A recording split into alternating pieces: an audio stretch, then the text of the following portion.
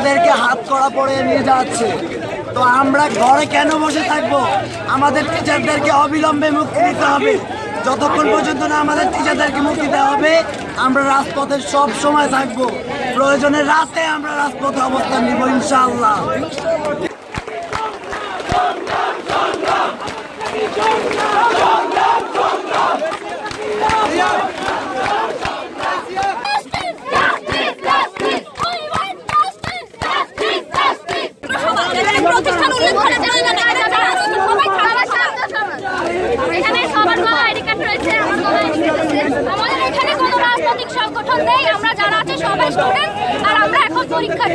আমাদের তো ক্ষতি হচ্ছে, ওটাকে ওনারা দেখতেছে না।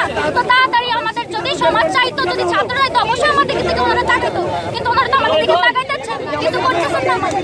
মাননীয় প্রধানমন্ত্রী চাইলে একটা সুষ্ঠু সমাধান দিতে পারতেন 22শে জুলাইয়ের আগে, কিন্তু তিনি 22শে জুলাইয়ের সমাধান দিয়েছেন, সেটা কেন এর আগে দেয়নি? যে গণহত্যাকে করার পর কেন তিনি সেই সমাধান দিয়েছে? আজ আমাদের ভাই বোনদের যেভাবে নির্বিচারে জেলে বন্দী করে রাখা হয়েছে, তাদের নিঃশর্ত মুক্তি দিতে হবে, সমস্ত শিক্ষকদের নিঃশর্ত মুক্তি দিতে হবে।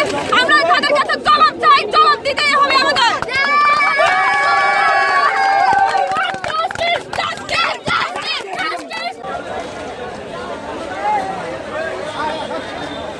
আন্দোলন করতেছি, আমাদেরকে পুলিশ জিজ্ঞেস করতেছে যে তোমরা কতক্ষণ আন্দোলন করবা, আমাদেরকে জিজ্ঞেস করা হয়েছে। আমরা বলতেছি আমরা এখানে আসতে আন্দোলন করবো, আমরা অধিকার আদায় পর্যন্ত আমরা এখানে অবস্থান করবো। কিন্তু পুলিশ বলছে তোমরা না, নির্দিষ্ট করে একটা টাইম এখানে থাকতে হবে, 20 মিনিট 15 মিনিট এরা এবার বলতেছে।